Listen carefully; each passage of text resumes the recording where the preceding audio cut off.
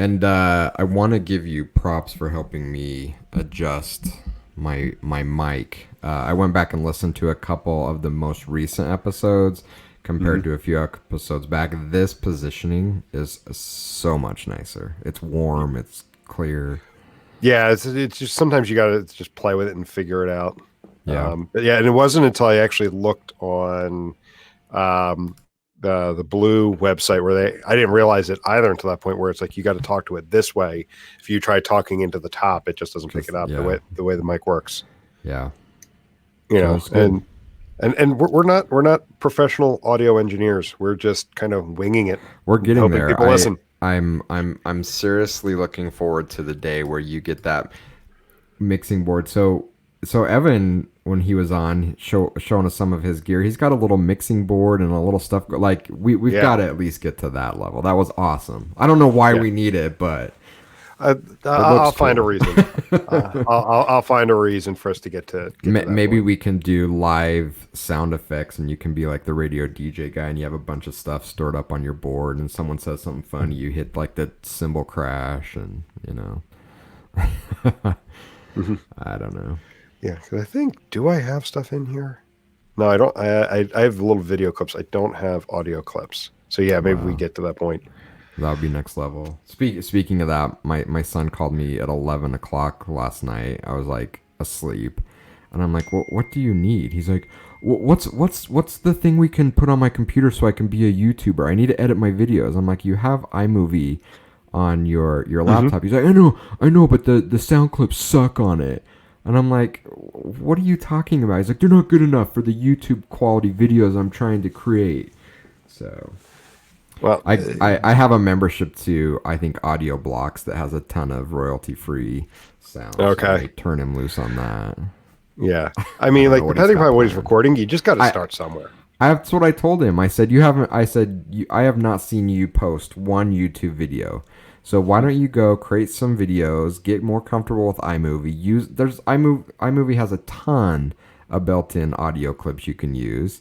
When you've reached the limit of the cool factor you can do with that, then let's talk. But at least get one video published before you start Yeah. complaining. I mean, right now I'm using iMovie for this. Yeah, And eventually I'll probably outgrow that, but you can do a lot I'm with iMovie. yeah. There's a lot of power there. I create the audio file in GarageBand and I create the video file in iMovie, and it gets me everything I need, and it's like him talking like that kind of reminds me when we first started talking about this podcast 3 years ago. Mm. Has it been three Um, years? well, we started talking about it three Oh, years okay. ago. It was two Okay. and a half years ago that we Started. actually It's been a started while. publishing, Yeah. and you know we at one point, like early on, kind of fell into that paralysis state of waiting for everything to be perfect, that Yeah. we just had the perfect flow, that we had the perfect audio clips, that we had the perfect sound. I mean, it wasn't until we just kind of said, like, let's just buy a couple mics so we have decent audio sound, and they're actually really good microphones. Yeah. um and then we just go from there, and we've just been slowly evolving as we go, and there's just been a steady uptick in improvement. Yeah. It's good stuff, and I've probably shared it on a previous episode before, although it's worth resharing, or maybe I haven't shared it before. But the visual that I always have in my head and remind myself of, and it's so amazing that Omniture did this, is there was a hallway in at the original Omniture headquarters in Utah that had a framed printout of the omniture.com homepage over the years. Oh, I think you mentioned that to me.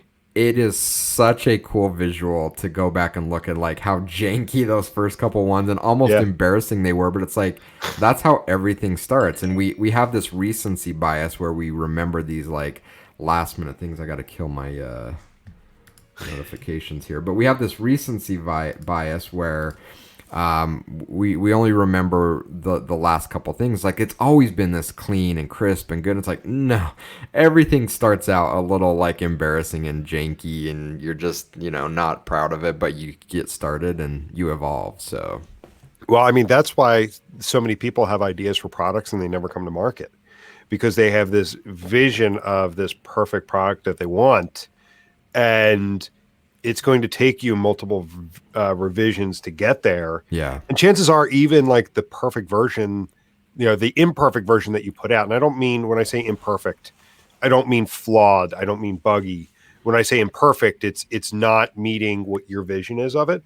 But even one that isn't perfect per your vision, people are still going to buy. Yeah. And then that gives you a chance to really start building towards something. Yep. Agreed. I know I'm sure there's some saying out there in startup land about if you're not embarrassed of your first offering, you're not going to market fast enough or something like that. Is that an actual saying, or I'm sure. No, I think there is something like that out there. I don't know who coined that, but I vaguely remember something. Well, like there that is out another there. one. It's shipped is better than perfect. Yeah. Yep. And I agree. people confuse that with, shipped. When you make that comparison of shipped versus perfect, you're talking half-assed versus something that's functional. No, shipped is something that's functional. It's something that works. It's just not your vision of perfect to go, because you'll never Yeah. attain perfection. You're just going to keep working on it, and it's actually never going to get out the door.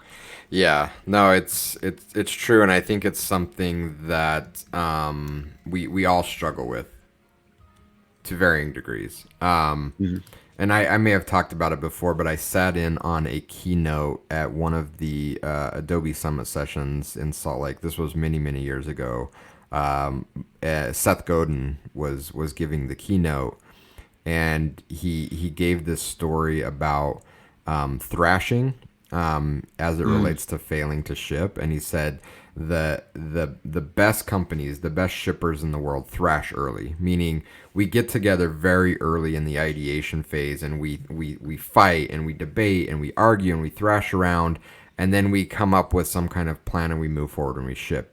He said, but people's natural instinct is this reptilian brain where the closer we get to shipping, the more fear we have of shipping, and so we start thrashing around and we never ship. And I think a lot of that is that inborn perfectionism that a lot of us have, that we get so close to shipping and then we start thrashing and say, well, it's not quite perfect. It could be a little better. We can knock some of the rough edges off. So to your point, it's not about putting half-assed stuff out there. It's not putting low-quality stuff out there. It's we've got it to a really good state, and we're still not good with it. When we start to have that argument with ourselves, it's a key there. It's a moment that we need to remind ourselves now's the time to ship, and we can always put another version of that out in the future. Yeah. Yeah, it totally. And that's, again, I just go back to like that. That's why so many things never come to market. There's so many ideas people have, and you never see it. And like there were a couple things, like if I use this podcast as an example, like our humble little podcast, we started kicking around ideas, and then it was like, do we have this? Do we have that? Do we have the perfect logo? Do we have, is our intro good enough? Yeah, is our intro good enough? And I mean, it's been on my list to update, and I actually do want to work on that the end of this year. Is for the beginning of next year, actually introduce a new intro. But we didn't have video. We had a very basic intro. We didn't even have a logo at the time. And if we waited for all of those things to fall into place, we would have never have gotten it out the door. Yeah. And then the other thing I had to get over was just the sound of my own voice. I hate the sound of my own voice. But so, now you like it, right? Because you've listened used to it so much when you're editing. Yeah. I've gotten used to it. I mean, what I pick out is the little things, like my little filler words. Yeah. And once I fix one filler word, I end up replacing it with something else. We all do that. My biggest one, I think, right now is right. Oh, don't say that. It sounds so bad, right? Right. Yeah, it does. Don't say it. So, I mean, even then, I remember you, John, and I recording a couple episodes, and I kept coming up with reasons not to actually go in and edit and post them because I just didn't want to hear my own voice. Didn't want to hear it. I just had to get over that feeling and to actually get something moving here. Yeah, I feel you. All right. Well, do we have a topic for today? Are we riffing or what? We're riffing, and I think actually you gave us a great thing to really dig into was the paralysis people run into. The minute you mentioned the question from your son, I'm like, oh, we could really take this somewhere because I'm just behind on things this week, so I really didn't get a chance to flesh out a topic. So I think it's really, really good to dive into, Yeah. um, because um, the last episode that we recorded, Hila, and I, we started talking toward the end about experience in analytics. And we're definitely going to have a full follow up with that. Our friend Stephen Marshall reached out to us. He gave us a bit of an idea, and I'm going to spend some time talking with him about it, kind of flip the script and have him interview us and a few others talking about experience. What do you look for in experienced people, and what do you see when you see someone who doesn't have experience yet but has the potential to become that really seasoned professional once they've had time? So for the sake of a tangent, I do want to go down that path, but Yeah. let's take it down this path this week around focusing on people actually getting started and waiting for perfection. um, Sometimes you just need like that kick in the ass to actually get started, and then once you build momentum, you're able to actually really develop something. And we talked about this a long time ago with success stories, for example. Mm-hmm. Whenever you see stories around highly successful people, it's always at a point where they had an idea, skip 4 years, and then they're highly successful. They've opened up their 10th store, or they've started their second brand, or they've got a major distribution deal with a Target or a Walmart. You missed them trying to actually get the first thing out. Yeah. You see that so many times. I mean, like there are people who I think are canonized into like business sainthood, that they could, that they just had this idea and it just took off. And whether it's you're being an entrepreneur and you're trying to launch a major brand, or you're just trying to get started in your career and build your own personal brand and who you are, you just have to start at some point. And where a lot of people get paralyzed is waiting for that unicorn of a moment to actually kick something off. Yeah. You're right, and I think there's a lot of different directions, and I have lots of different thoughts. But one thing that came to mind with that last piece of it is I was talking with a friend of mine earlier this week, and the conversation was about building a company, and we talked about building 33 sticks, and we talked about the process, and he said, how did you get started? Can we talk about investment in sales and marketing and how you made that work? And I'm like, honestly, we're 8 years in, and we still really don't have a formal sales and marketing strategy. We surely don't have a sales and marketing budget. We don't have full-time sales and marketing people. We kind of all do it on our own. And he said, well, how did you get started? And I said, well, I think each of us individually have spent a long time building our personal brands that has then translated into business for the company. And I think for me, there was a very poignant moment. I want to say it was somewhere around the 2007, 2008 timeframe. And it was over the Christmas holiday break. I was working at Spark Networks running analytics and optimization. And I had become kind of disillusioned. I was frustrated with the industry. I was frustrated with everyone I knew on social. All they did was talk about analytics. I was just bored, and I'm like, I don't want to do this anymore. I was at the prefaces. I was at the edge. I was at the precipice. I was at the point where I just wanted to walk away and do something completely different. I wanted to reinvent myself and what I wanted to do. And I don't know what hit me, but something struck me. I was actually doodling, and I wish I could find the drawing somewhere. I may have a digital copy of it, but I was doodling a pickup truck that had some boxes in the back of it. And for some reason, I started labeling the boxes with analytics terms. And it ended up becoming the logo of a site I had called emptymind.org many years ago, where I started talking about analytics. I And remember that blog. do you? And something Randy introduced me to it awesome. like a good 10 years ago. Yeah, I mean it was around that time frame, and something just clicked and said, I'm going to double down and do this. And it's weird to think about now that I was so close to walking away from the industry, that I was so fed up with it. But I said, you know what? I'm going to double down and do it. And that's when I really started to invest heavily in building a personal brand and putting in the work and getting, my name out there. And fast forward, again, my this friend of mine's asking me, how'd you do it? I'm like, well, I made the decision back in 2007 I was going to invest in it, and it's taken me a better part of a decade to get there, right? Like, it just, damn it, I just said right. It just, for most of us, it just doesn't happen overnight. It's a matter of setting a vision and getting started, and then putting in a tremendous amount of work to get there.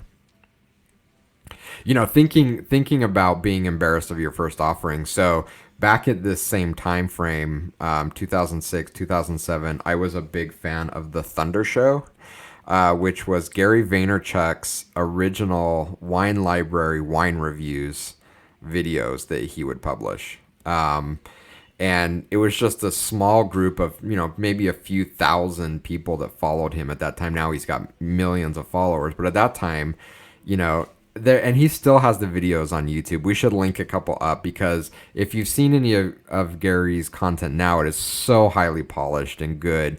Back in 2006, like, it was grainy and dark, and he was fighting to figure out what his brand was, but he did it. And then people look at him now, he's like, oh, he popped up and he's a success overnight. No, like, he struggled and, like, tried to make this work for a long time.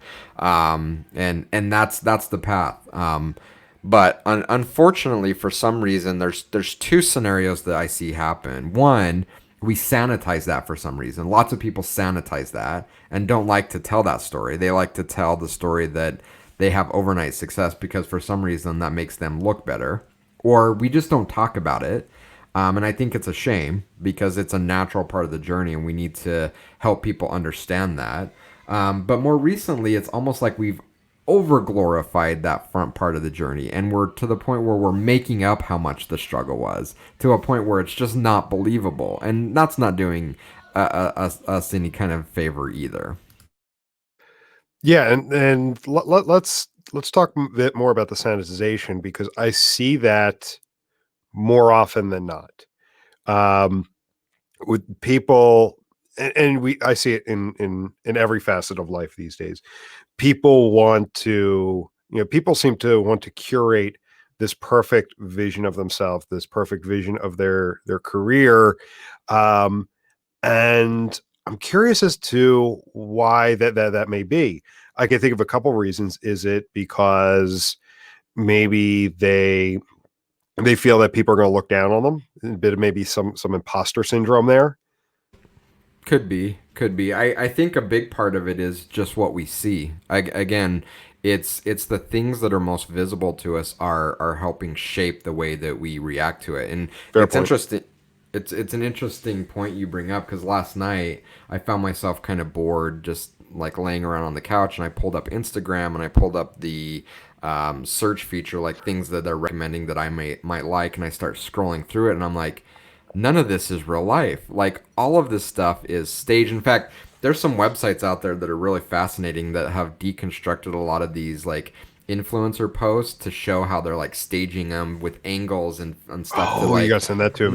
not to be totally unrealistic about what they're doing. But it's what we see. So whether it's the Instagram influence of these people of, like, oh, this is the perfect lifestyle, or I don't know about you, but on Facebook I've been being force fed these ads of people that run agencies, and they're, like, promoting this image that they just have everything going for them. And it just, I made this decision, like, I was broke, and one day I decided to do my own thing, and now I have, like, 20 sports cars behind me in my mansion in Malibu. And people buy into that, and we believe it. And a lot of times it's not true. Whether it's that case, there's a lot of people on YouTube, and I don't want to call out the 20 somethings, but they tend to be the biggest culprits of this, that go out and rent houses and rent cars, and then make promotional videos for their business, and, like, in from their house or from their car, showing off how successful they are. But it's just a day rental or something. It's an Airbnb, and it's not even theirs, but they're promoting this image, and it's very dangerous. It's very harmful. I think the dude from Tiger King, the dude I in was about to bring Vegas, him up, right? Jeff Lowe. Jeff Lowe was Similar type accused of of thing, a doing that. complete fraud, right? Like, if I say right one more time, I'm punching myself in the face. I wouldn't go Okay. that far. All right, but he was similar. If you watch Tiger King, like that's what he was accused of, and it wouldn't shock me to believe that his mansion in Vegas and all of this stuff was just manufactured. It wasn't Mhm. real. Well, there's a couple things to that because it reminds me of like the late night infomercials, especially when I was in college. I'd be up late, Is it the guy buy this ad and post it in a newspaper and be a millionaire and walk on the there's beach? that guy. There's a couple others, and I just remember when I was in college being up late and seeing some of those late night infomercials where it's like, if you just follow my 5 easy steps, you'll have a house just like me. And then the camera zooms out. There's a pool. There's Yeah. this. Um, So it's pre-internet, it's pre-social, right? Like oh yeah, this yeah. has been happening. It's just I think people are able to do it much easier now. Yeah. Technology has Lower enabled barrier to more. publish for sure. Yes, it's much easier to get that out. So people have always done that, and I think it's one the people who fall for that want the easy button. They want a quick way to get somewhere. And I think that goes back to where we started the conversation. There's no quick way to get there. You're not going to have a YouTube channel with highly polished content with thousands of subscribers right off the bat. You just have to start somewhere. You have to walk the path. Yeah, you've got to go there and because the stuff that where you how you get that polished content, you don't get there. It just doesn't magically appear. It's just that's part of the learning. It is, and people want it so badly though, but they don't want to do the work, and it's hard, and that I think goes to this day. I mean, I think the spam is down a lot, but at one point in time, I think I have followers and people I know that bought their followers and bought likes, and that people are so desperate to get it overnight that they'll manufacture it. It's Yeah, fake. yeah. And I was about to say something. I just lost it. What were you were saying? Oh, here's what it is. Because I think of this all the time. Like when I hear people say, like, "Oh, if I had to do that over again, I wouldn't do it." Well, then you wouldn't. There's a paradox there, because if you wouldn't repeat certain things you've done in your life, you wouldn't be there. Now, I mean, now, granted, that's a very broad thing, and we are getting way off topic with career. But you've got to think of it that way, right? You don't know until you know. You don't Yeah. know until you learn, until you make mistakes along the way, what's going to work, what isn't going to work.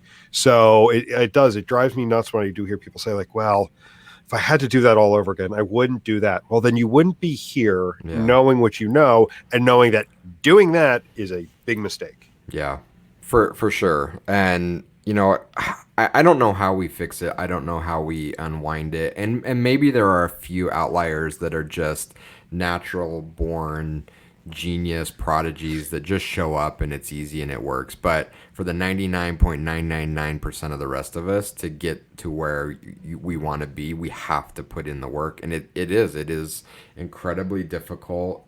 Just speaking of this podcast, right? Like getting it going and the momentum was incredibly hard. You remember? I can't. It's probably a couple of years ago.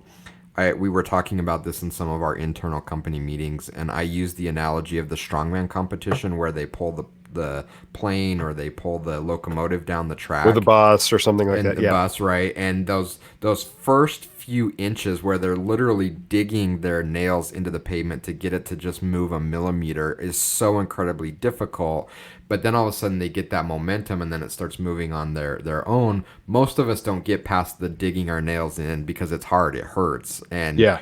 we have to know that by suffering through that momentum is going to make it easier, but that's the only way through. Yeah.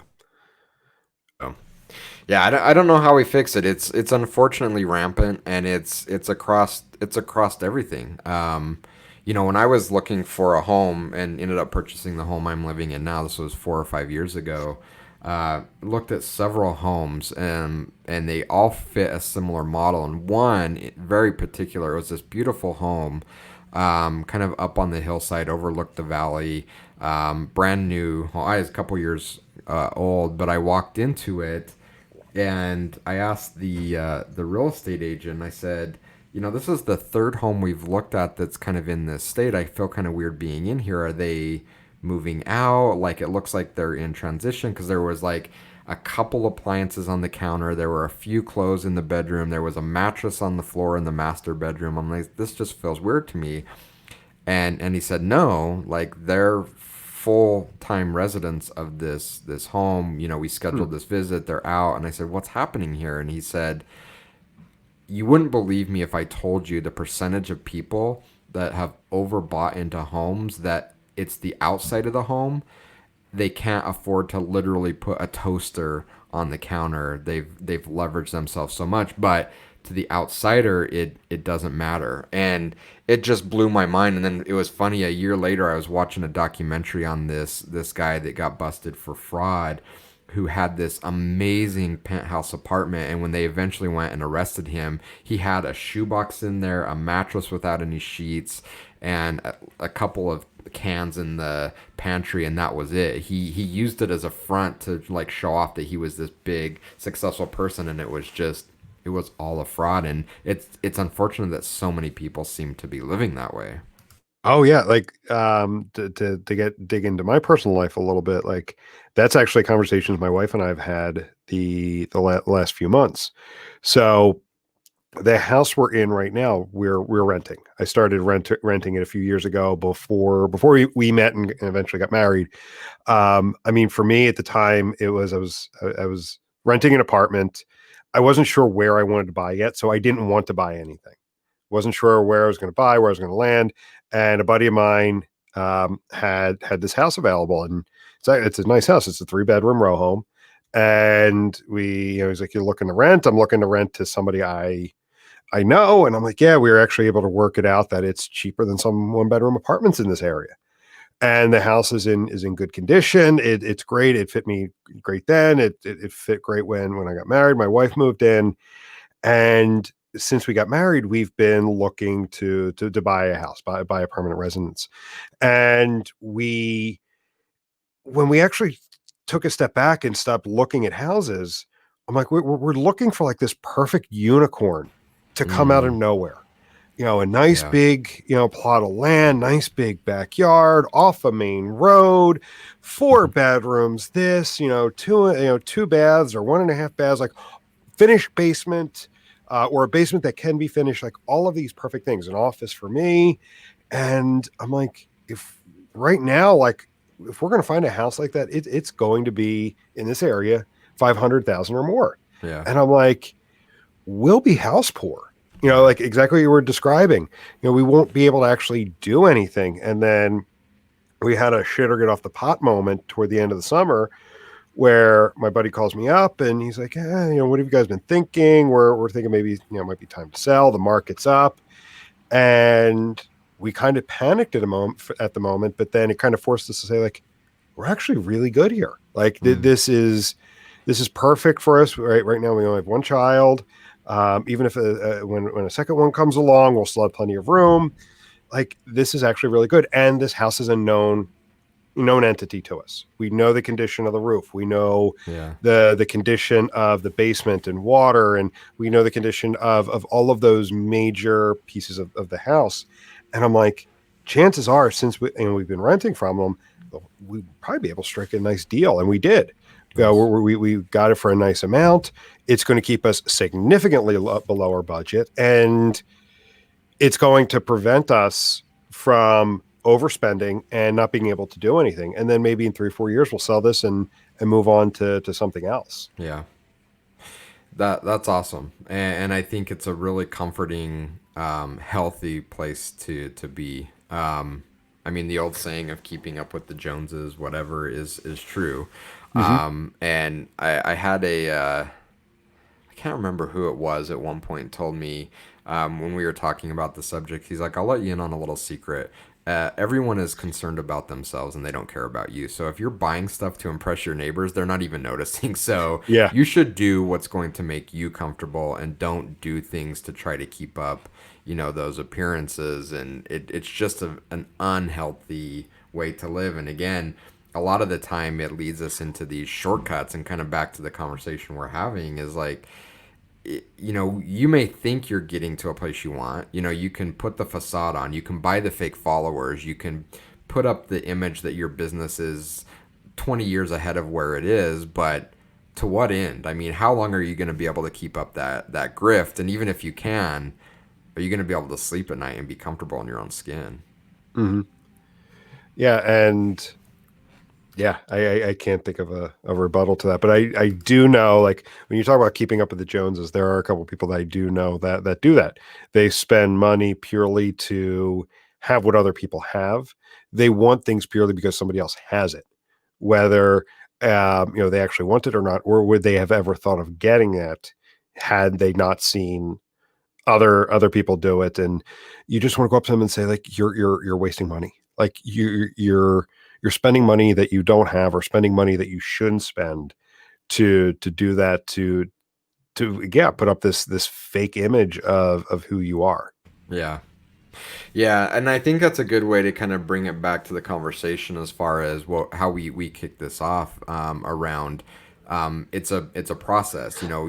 For very few of us, is it an overnight success, and it's a conversation that we've probably all had with ourselves, and maybe we've had with friends and family members. I remember a conversation with a friend who was frustrated at his current housing situation. He's like, but my parents have like this house and it's so amazing, and I just want that. And I'm like, you do realize that they probably spent 30 or 40 years working to get to the point that you've spent 5 years working. Like, it's not realistic. I mean, that's great, and I Hmm. get it.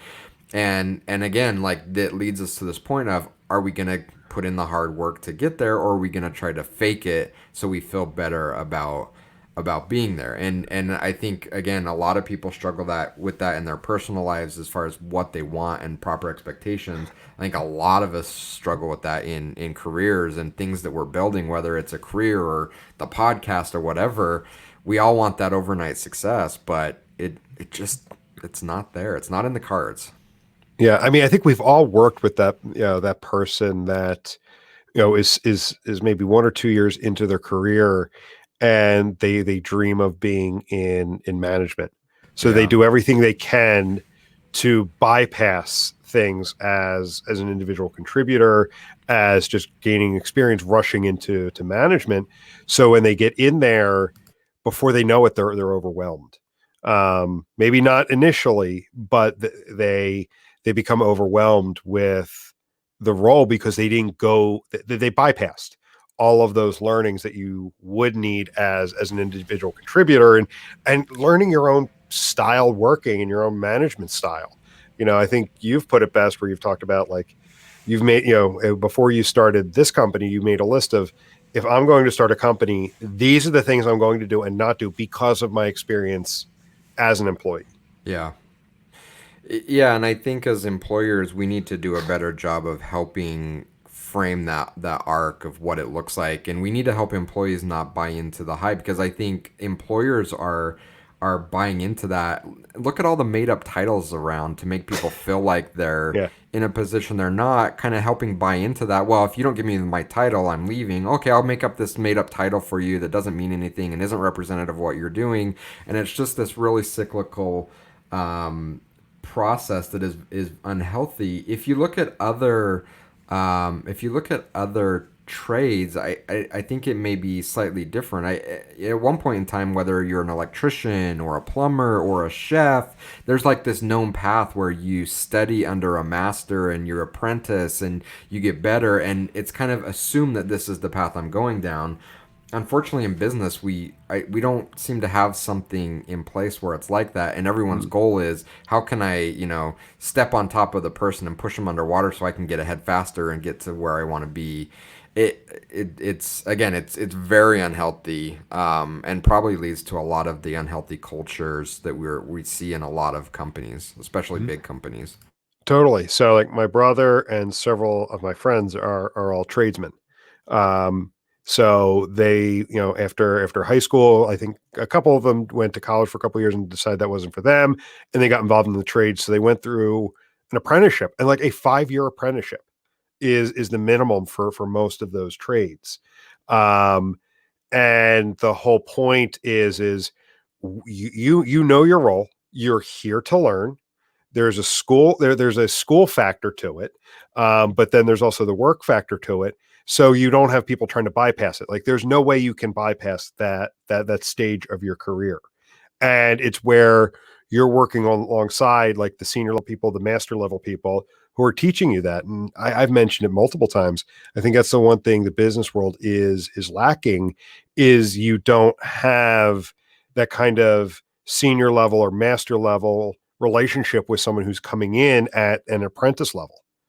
It's because everyone wants everything now, Yeah. right? Maybe there's no apprentices to even stick around because they're not interested in that path. I want to go from graduating school to 3 months later, I want to be a senior vice president at a Fortune 500 company. Yeah. Well, and it goes both ways. You're right. Like there's the short term needs and desires on both sides. I need you to come in and do this job today. I don't care where you're going to be at in 3 years. I need you to do this job for me today. And you're right. And then on the other side, it's, well, I want that senior level role in 4 years, which is Yeah, also unrealistic. If yeah, I'm not in some kind of director role by the time I'm 30, that's not good enough for me. yep, yep, yeah. And I don't know how I'm looking up a tweet. I don't know how we fix that. But it's definitely not healthy for the individual. It's definitely not healthy for the companies. We need to talk to Steven. I'm going to put this as We another do. conversation with Steven. Hold on. Because since he's in higher education, because I know he does a lot of work and has had a lot of success getting people, started in their career, and then they've kind of had a good path. Mm, Talk to Steven yeah, about. he would be awesome. And I love the idea of having him as the moderator, the interviewer. Yeah. That But would be like super one of the fun. things is do we put, do we kind of, do we take our relationship with Steven, you know, work with him on that relationship to maybe see in our space alone? And I'm just spitballing at the moment. Hmm. Uh, do we kind of push, our industry to kind of work this way, helping those that are up and coming on what it takes to become a principal level implementer, a principal level analyst. Yeah. Just because you know what EVARs are and props are or dimensions in Google Analytics doesn't mean you're a principal level implementer. Yeah. It, I it takes, mean, go ahead. Sorry. I was going to say, it takes a lot of stub toes and takes a lot of work to do. Building out Yeah. implementations on 2 or 3 sites does not make you senior level. And I think the same thing through to like, just because you could put a nice dashboard, a nice workspace together, doesn't mean you really understand how to interpret the data. Yeah. Yeah, I mean, we can, but I think it's a monumental mental shift to get there, and we have to get out of this. And the tweet I was looking for, I can't find it, but someone asked, "Why is this happening?" I'm like, "Because we suffer from short-termism. Like Mm-hmm. everything we're trying to get now, this quarter. This is all we're interested in."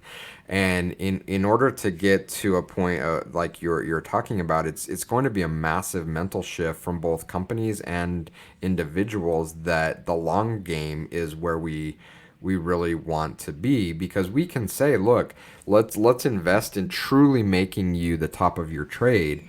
But if there's no value in that, then why am I ever going to invest the time in doing it? And I think it needs to start with companies valuing that true expertise considerably more than they are today. In my position, I'm fortunate enough to talk with a lot of different companies, and I get see a lot of different insights and cultures. And one of the things, especially in analytics, I see is that they don't value that experience. They don't value the person that's been around for 15 years the way they should. And I often hear it like, well, why? Is he jumping off the bed again? I don't know what he's doing. Why would I pay a premium for, to bring in this outside consultancy, or why would I pay a premium to hire this person as my, VP of analytics? I know this guy whose son just graduated from high school, and he knows a little bit about Google Analytics. He put it on his blog. We can just hire him. I'm like, I can't even believe we're having this conversation that you're valuing someone with 2 months of experience the same as someone with 15 years of experience. And until that changes, the individual, what motivation does the individual have to go through a grueling path of truly Hmm. becoming a master if that's not being valued? The only thing they could be doing it for is self, which I think is the ultimate motivator. We're gonna screw everybody else. I'm gonna do this because it's the right thing for me, and I'm gonna be my own motivation. But I think most people, I think they'll find it very discouraging to put in the tremendous amount of work and be faced with a an environment that really isn't valuing the work that they've put in to become a true master of their craft. Hmm. I think about it a lot. If you've, there's a lot of parallels to Jiro Loves Sushi and, that apprentice program that he's put in place. But unless you're a top end eater that really understands sushi, are you really going to understand the grueling kind of process he puts his staff through to put together a top quality piece of sushi? Most people are like, oh, this tastes similar to the like 99-cent sushi I had down at Denny's that they had it on, right? And that's the unfortunate thing, is that if the masses are comparing those two things, it would be very disheartening. And I think for a true master, that means that a lot of times that motivation has to come internally, because a lot of times the broader market isn't going to value the work that you put in to become a true master. So here's my follow-up question to you. Have we as an industry allowed what we do to become commoditized by, how do I want to say it without offending anybody? You can Um, offend people. It's okay. um, like there are people out there in the space, that they're they will take, like the low ball offers. They'll take any work just to get work. Um, no matter what it is. So have we as a group, with just anybody taking any work that comes down the pike, um, allowed our efforts to become commoditized? 100% yes. And ultimately, that's dangerous for everybody in the game. Hmm. It's a race to the bottom, right? If that's our path, we're going to compete on pricing, and we're going to, in order to make that work, we're going to hire cheaper and cheaper talent, less qualified talent. We're going to do it quicker, less quality, because we're competing on something that someone else is willing to do cheaper, faster, whatever. Hmm. And it's a losing proposition for everyone involved. I think on the upside for the brand that we're building, it's been a great motivator and push to say we have to do something completely different in order to separate ourselves from that. I am nowhere near where I want the brand to be, but I think about it every day that we have to be deliberate in elevating our brand to something elite, because if not, we're going to be lumped into the conversation with everyone else saying, yeah, I can do this. In fact, I was talking to Jen this morning. We were having a conversation about doing an implementation for a client, and some of the companies that I'm talking to having misaligned expectations, particularly around timing, not so much budget, but timing, where I'll go in and she's like, you really need to push these timelines out. It's hard for me to do my best work in X number of months. I'm like, I know, I get it. I'm talking to these companies and they're saying, well, why does it take you 3 months to do this? I'm like, 3 months is fast to do what you're asking for really, really good. And they're like, yeah, but I talked to such and such agency and they said they could spin up the same scope in 8 days. And I'm like, okay, go buy that. Come back and talk to me when it's a complete dumpster fire. I'm going to charge you more because we're going to have to fix the crap that they broke. Hmm. But that's the constant conversation of, being able to do these things right. It takes time, it takes expertise, and it takes people valuing it. And there's always going to be that market. There's always going to be that commoditization market where people are going to compete on price. I think if you're interested in the long term, you have to stand for something, and you have to fight for something bigger than that. And in order to do that, kind of going full circle to this conversation, it's incredibly difficult. It's really hard to build a brand around that. But if you're able to do it, you're going to have staying power, and ultimately, I think it's going to be more fulfilling. Yeah. And so to start to wrap things up to that point about, the long term, working toward the long term, I heard this crazy statistic about podcasts where Hmm. like 75 to 80% of podcasts don't get past episode 10 I believe it. because I'm it shocked takes they even get to episode 10. But yeah. commitment, it takes regularity, picking a published schedule and Yep. keeping to it. Yep. Um, and you're not going to get that instant gratification. You're not going to get hundreds of downloads on an episode on the day you publish it right out of the gate.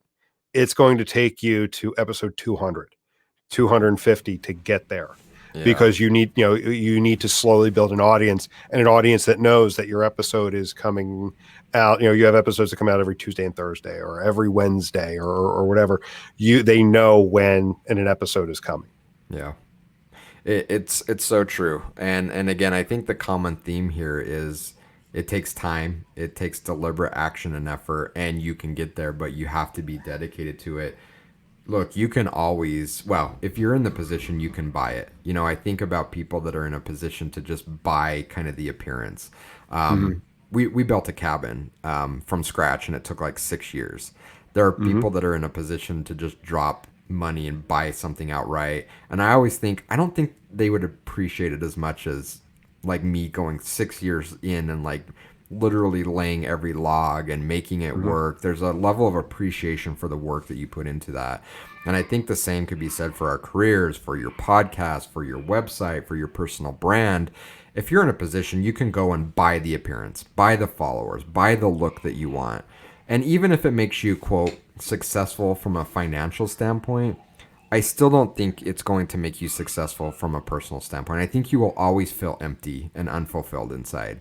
And really the only way to get to that point where you really feel good about your accomplishments and what you're doing is to put in the hard work to get there. And it's going to be hard. It's going to be Mm-hmm. painful. There are going to be days you want to give up. In fact, you and I were talking about it I think yesterday where I said I have to stop looking at the numbers sometimes because, when I try to spin up some new content initiative, I instantly start looking at the numbers and I'm like, screw it. This is too demoralizing. It's hard. You Mm-hmm. have to push through those pain points in order to get to where you want to be. You can fake it, but you're just not going to feel. You're not going to be fulfilled. Agreed. So I think that is a good place to wrap up for today. So Awesome. this was a great conversation that came out of nowhere. So Agreed. Yeah. Hopefully, some people found some good nuggets of wisdom yeah. here. And again, we got some great follow-ups. I'm going to chat with Steven this week because I think I want to bring him in for more than one conversation. Talking around this, just kind of getting started, building your career, what he's, have him talk a bit more about what he's doing with students. And then is there more that we can do to help put people on a good path and either not try to bypass stuff or just get frustrated. Yeah. Agreed. Yeah, I'm looking forward to some of those follow-ups. Cool, man. So we'll All go right. ahead and wrap up there for now, and we will talk to everybody later. See you.